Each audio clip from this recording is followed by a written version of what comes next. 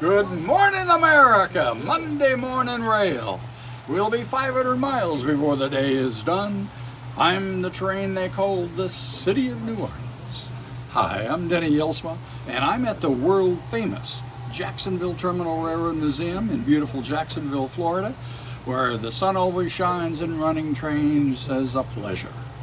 This morning's show and tell is brought to you by Jelsma Graphics, the people that make all the embroidered railroad clothing. Make sure that you go on our website at jelsma.com.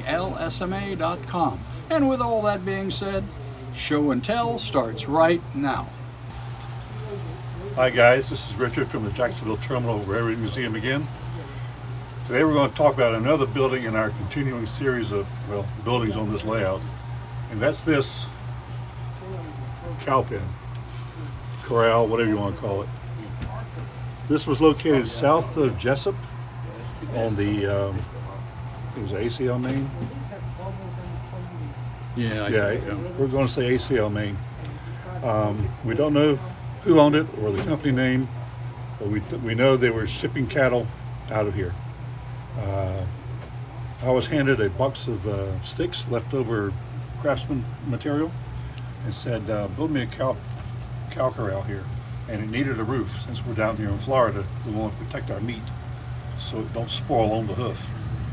So anyway, I didn't bother looking up the exact design of cow corrals. I was just told to put these sticks together, make it look like a bunch of runs, and just install it here. Problem is, the track is not parallel to the backdrop. And this is a rectangular structure overall, so this corner back here is closer to the track than this corner back here. So I had to make it at an angle, which made things more complicated than I like to deal with. Anyway, I took the wood and built a bunch of runs in there. You can see there's several back and forth, and then there's a larger area, containment area, toward the rear. There's a gate over here, back in that wall, and I just told, make it look like it's a cow corral, so I did. They did stress the roof. That was one of the major visual things on this structure. And they said, make it rusty, because it was not taken care of at all. So once I had the basic runs in place on a piece of plastic, I installed some uprights to help support a framing that I would build underneath here to hold this roof. This panel and this panel back here is styrene. I don't remember if it was just plain styrene or if it had scribing on it. It's whatever I had in my junk box that was large enough to work. So anyway, I glued the styrene panels onto the wood uprights. I think I used glue to attach the two.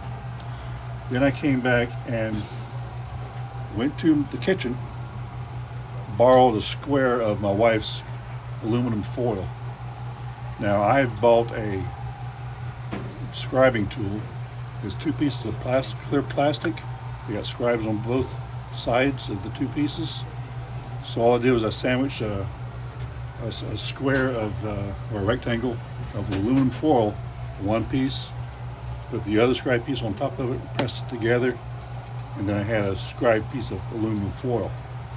Any embossing that was in the aluminum foil from the factory was eradicated once I did the scribing thing. Then I just glued them in place onto the styrene underneath here. I made sure they were irregular, lifted up some edges with an X-Acto knife, made it look dinged up some. There's some bent in places here. I just made it look rough. But again, it was still aluminum foil colored, all this stuff. So let the train pass. Observe its beauty in the process.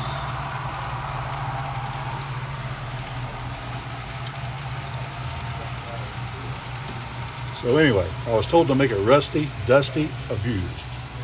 So I took some craft paints, not the expensive things you use to paint rolling stock with.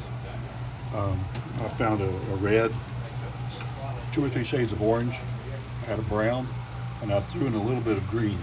an olive I had.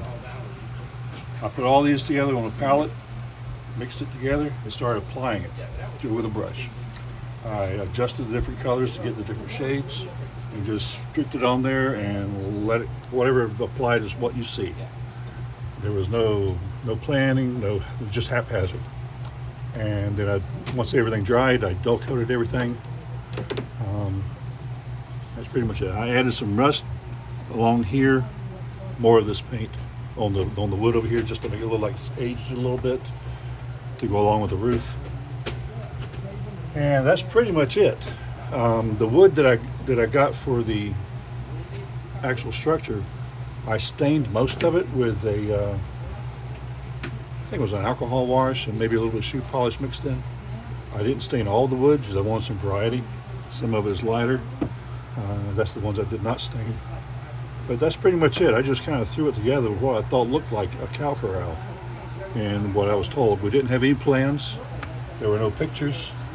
I just told to build something that looks similar to what this guy told me to do. And that's pretty much it. That's the way we do things on the Jacksonville Terminal. Have a good day, guys.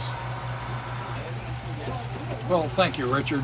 One more reason why the Jacksonville Terminal is such a fabulous railroad, because of modelers like Richard knew. We owe so much to our members that have so much talent, and thank you again, Richard, for all the talent.